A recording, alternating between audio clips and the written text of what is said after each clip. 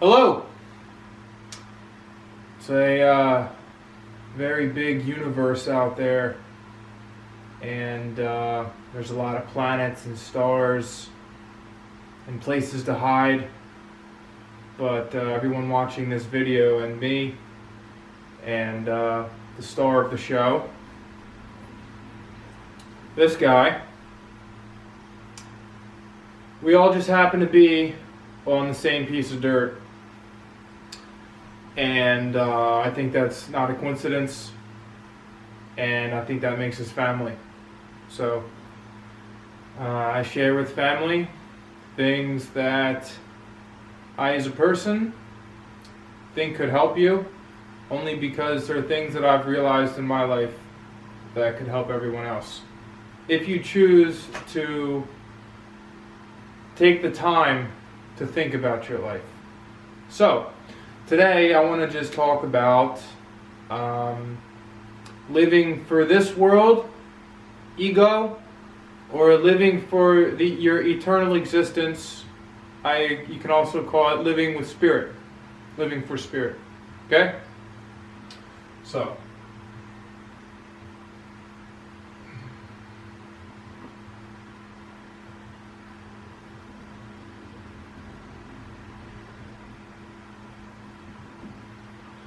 once again, ego is this life.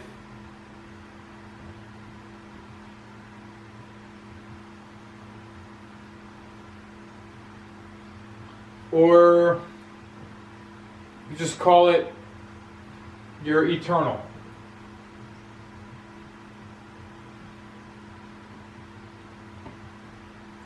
Eternal self. Some people out there believe that that this life is a one and done thing, that you go back to being dirt and that's it. I'm not saying that's right or wrong, but maybe for those of you that think that, watch this video too. Maybe try to think about something that isn't in your scope. And for those of you that kind of do think this way, but you may use different terminology or different details, but let's not let the details get in the way of, everyone getting along and trying to learn from each other. Okay? So living for ego or living for spirit. And I had a huge change in my life where this kind of happened. Where I had this deciding moment in my life where I woke up essentially to the system in this world that we're in, and I started seeking beyond my understanding. I was looking for all the information that I didn't know that I didn't even know, without even knowing it. And one day, through a lot of lessons, through various teachers and modalities, and I'll describe this stuff later, I decided and I became fully aware of my eternal self. And with saying that, with becoming aware of your eternal self, you also become very aware of this life, the ego. And the ego, in the beginning of my understanding of this, I thought the ego was bad. But no, the ego is not bad in my view of this talk, or what I'm trying to say right now. My ego is not bad. It will ruin me if I let it, but I have to have this attachment to it because I'm in this physical body. I'm in this physical world.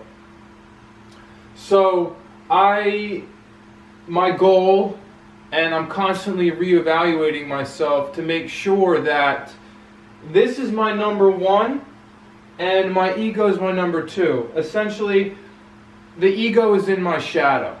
The ego is my shadow. I do not follow my shadow to the best of my ability. Sometimes I fall off the bandwagon. I'm only human. Well, I'm only in, I'm not perfect. Strive to be, right? But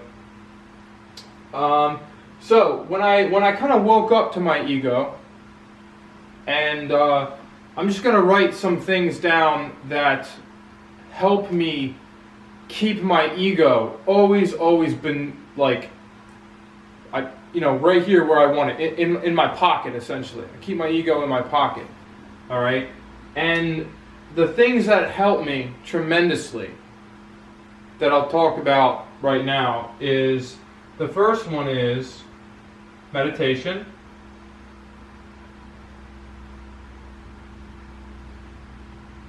Meditation constantly forces you to look at yourself from an outside perspective. And I have a whole video on meditation, so I don't really talk about meditation too much. But meditation always allows me to keep myself in check. And this one here is a big one that I read in a book by Sadhguru, Guru, and he talked about how we bow to everything. So in my mind, I started bowing to everything.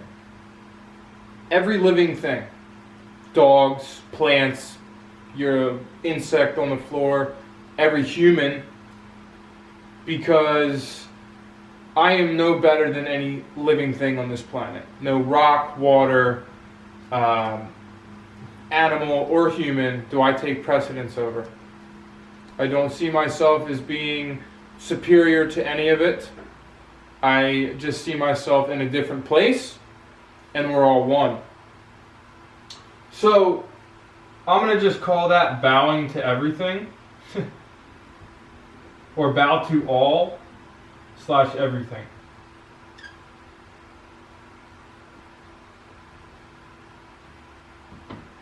And ever since that happened, it's kind of hard living in the Western world, because I don't like shaking people's hands anymore, but I have to, because I run a small business, and I have to still fit in. But I would love to move away from shaking hands and having that touch with people so much, because I would much rather bow and say hello and bow and say goodbye, because I think it's a much more, it's actually a deeper connection than actually touching, as in the shaking the hand thing. So that's something that's changed with this kind of perception. It always keeps me humble. And I realize that I am nothing. And the more that I realize that I am nothing, the more that my ego doesn't have the energy, or it doesn't feed my ego. This is like a way of life that keeps this in check and feeds my eternal self, because it's constantly reminding me that we're all one. Okay, and the third one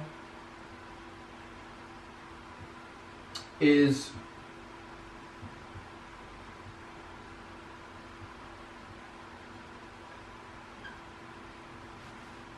I say thank you for everything, because I am grateful. Many people have lives much worse than mine. I'm sure many people have lives much worse than yours. But I always, no matter what, I am grateful for my life. This human experience is a gift. Every breath that I take is a gift. And I constantly try to remind myself of that. So I'm constantly saying thank you to my Maker, to Spirit, for giving me breath and giving me this life.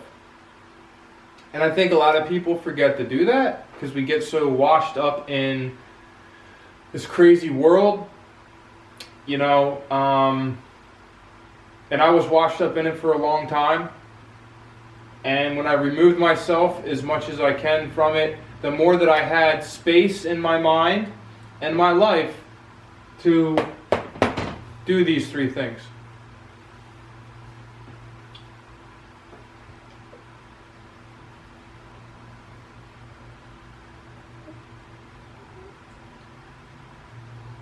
So, by doing these three things and feeding my spirit and not my ego, I have also come to another kind of conclusion.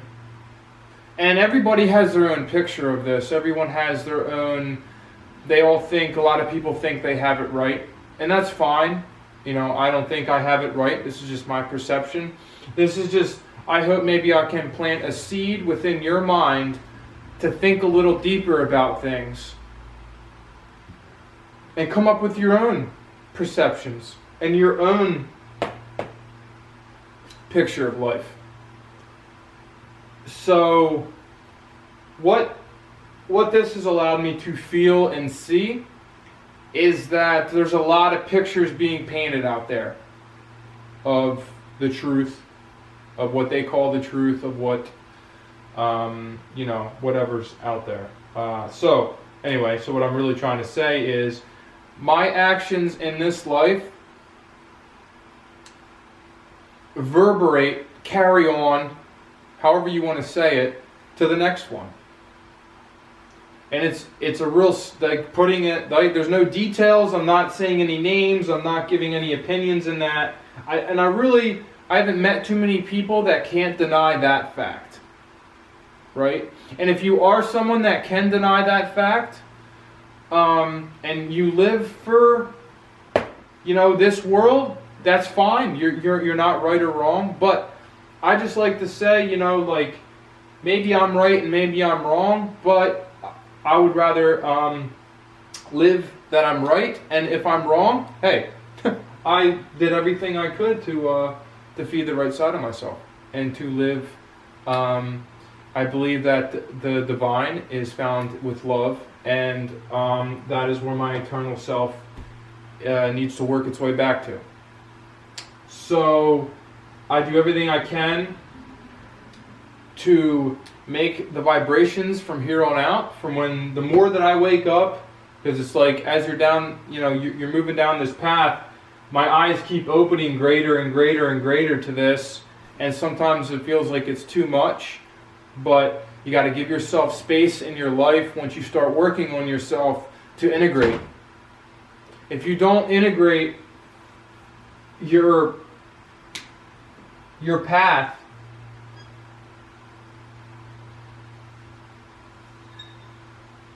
right? It won't get bigger. It won't spiral externally. If we don't give ourselves time to integrate what we learn, we're just going to do this.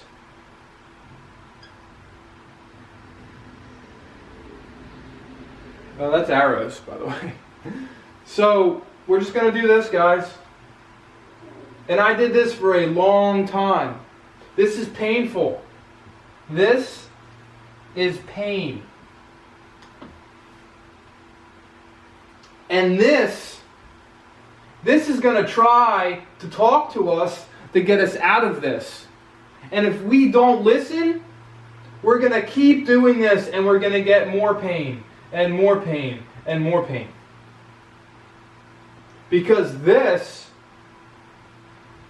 wants this. But your spirit wants to feed the side of you that's going to make you expand and evolve higher. But let me tell you what, this world, this life, whatever, you know, happiness or fake happiness, you know, what you think makes you happy, or distractions. And before you know it, you're going to be a big dark ball. So look at yourself. Actually, I don't want to tell you what to do. I'll tell you what I do. I constantly try to look at myself and evaluate the things that I do on a regular basis. So like my habits, to see if they're right for me or not. And there's tools out there in this world that there are tools from Spirit, and I'm going to make a video on those tools. But you can do it without the tools, with the simple, this is your greatest tool here, okay? And this is where the ego lies, in the mind, and your spirit is your eternal self, is what's running this body. So you can't let this try to run this. So feed the spirit and constantly reevaluate yourself. Am I so, okay, physical, money, needs,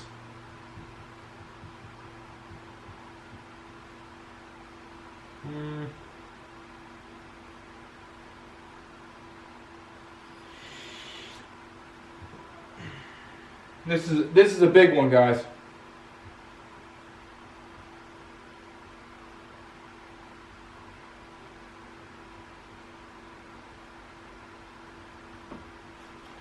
So what I see a lot, and what happened to me, was a lot of things in the physical can feed your ego. All the way from sex to being obsessive about your own physicality. Money is a transactional, it is something we need to do transactions in this life. But if we let it run our life, it will destroy us. And the needs that we have, being a needy person, about always needing things from other people instead of once you find you'll figure out what your needs really are, and your needs are pretty much like food and water. And family, I consider like a need, but even some people, they you don't need even family. So once you start finding this, all your needs, they start to go away because they're being met internally. And the self-destruction, the obsessive habits that we have that aren't good for us, that we refuse to look at. Smoking, drinking excessively, anything that hurts our bodies. Are we hurt somehow and we still keep pushing it because we need that adrenaline fix, or we need that endorphin rush? So we destroy our bodies, our temple, and we just keep self-destructing because we don't even have enough sense to say, "Oh, I need to take a break from this." But that's our escape. That's our self-destruction happening right in front of our eyes that we refuse to look at. So, and I said this in another video, guys, so I'll just say again. Imagine this is a camera looking down on your life, and just reevaluate yourself. Give yourself time to do that. I own a flotation tank business. I love the flotation tanks because it is such a tool for self-development and self-realization. Beyond, many people don't realize how powerful a tool a flotation tank is. And meditation in general. And there's some other things that I'm going to talk about in some future videos that have helped me get lifetimes of awareness, I feel like, in a very short time. The key is integration. And the integration part I failed on for a long time, and I had a lot of pain in my life, a lot of pain in my body, a lot of pain in my mind, all because I wasn't integrating. You learn and then you don't do, and it creates more pain and more suffering because awareness is a responsibility. So once you become aware of something and you don't do it, how many people do you know they're smoking cigarettes? Okay, it says on the box, may cause cancer. That's, everybody knows cigarettes will give you, they're horrible for you. But how many people say they know they need to smoke? right? Or they know they need to stop smoking. Okay, so it's like some people, they don't even know they need to stop, they're just doing it.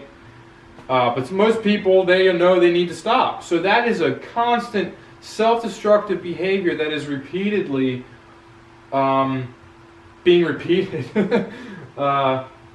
And it's not treating their spirit or their body well in any way at all. So I just want to see the benefit of this planet and humanity get better, because the only way to do that is to better ourselves. So I work on myself a lot, and these videos are just simply some things that have helped me, because a very wise person, if we can learn from other people, man, would that save us a lot of pain. But most of us don't. I certainly didn't. I learned the hard way. I'm trying to change that about myself. I'm a hard learner. I don't learn unless I get hit in the head with a sledgehammer, and I've been hit in the head with like hammers and like little sticks up into that point. Finally I get hit in the head with a sledgehammer, and I might learn. So I don't want sledgehammers anymore. I'm fine with like a little, piece of wood dinking me on the head and making me go one way. That's my goal. So I hope this helps, guys. Just a little bit, and I hope it kind of makes sense.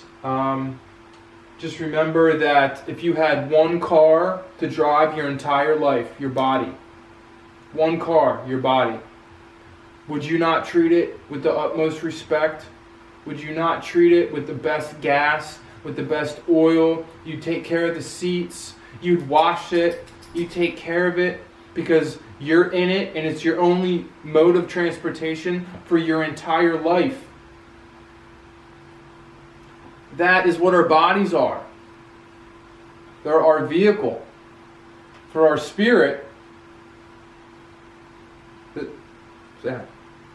So treat our bodies like this temple of the spirit, like it is. Okay? So we're all on this rock together, guys. Let's all do the best we can in every circumstance. Just do the best you can in the circumstance that you're in. That's all that we can really give ourselves. So have a great rest of the day or night whenever you're watching this, and be well.